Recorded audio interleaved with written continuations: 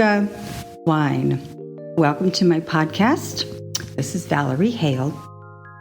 And I just was listening to Mary Morrissey, one of my mentors. Do you know your words have a certain vibration? What does that conjure to your mind? One of the things she pointed out to us is there's a scale of your words and the kind of vibration they send to other people. For example, let's say on the bottom of the scale, being sad and being depressed are two of the lowest of the vibrations. Therefore, if you're feeling sad and depressed, you're attracting more sadness and more depression to you.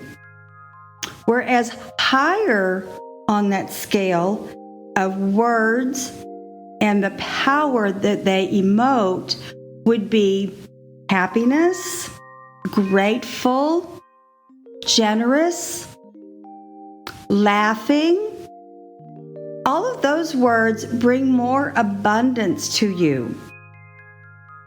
One of her other lessons, she talked to us about bringing more laughter into your life. And my other podcast talks about this too. How do you bring more laughter into your life during a pandemic? You're thinking, are you crazy, Valerie? No, but I do operate on that level of vibration, that it is important, even in a pandemic, to be grateful for what we already have in our lives. Now, I know that millions of us, are without any kind of an income, and it's getting to the point where many of us, millions again, are facing food insecurity. We're facing absolutely no income. And one of the things I talk about in another podcast is how to work from home. I was in the wine and spirits industry for 24 years, and I just had this intuition that it was time to stop driving 1,000 miles a week to make a living. And I started looking at work from home websites. If you go to my website, shayvalerie.us, you'll see one of the podcasts specifically talks about work from home websites. But you could also send me an email and I'll help you with your research because I have worked with a lot of them. However, I also realized something that Mary Morrissey points out. What would you really love? I love public speaking. Now, I'm getting too old to travel the world. I'm in my 60s. I did that when I was in the wine and spirits industry. I don't want to repeat that lifestyle. And it's one of the reasons I started this podcast. But I thought it would be fun to show people that wealth really is not about what's in our bank account. It's a mindset. And that's why I point out to you in this segment on wealth that the words that you use emote a vibration. That vibration is going to attract to you what you're feeling. How to change that immediately is to start a journal, a grateful and affirmation journal. Just start with 5 things every day or 3 things every day. It takes me about an hour now to write about what I'm grateful for because I am bringing the future into my life.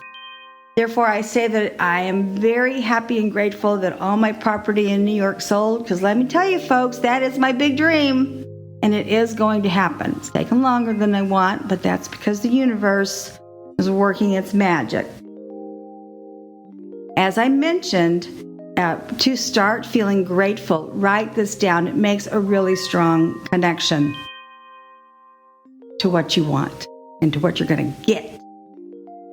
Yoga. I have been studying Kundalini Yoga for over 25 years now. We just did a Kriya, a set, like an exercise for 2 hours on the new moon. And this also is important for your vibration. When you meditate, when you do yoga, it connects you to the very basic realities of everyday life.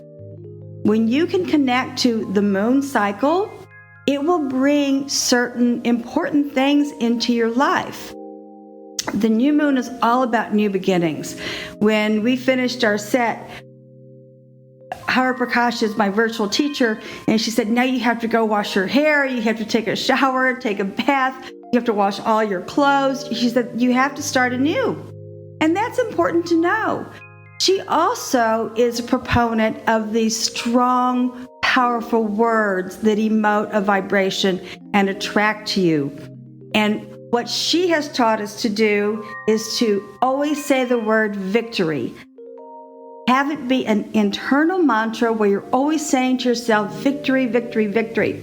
And one of my affirmations when I do yoga in the morning is I write victory, and then I also write how much I want my property to sell for. I put the address. I see exactly when we're going to close. And I just keep saying victory.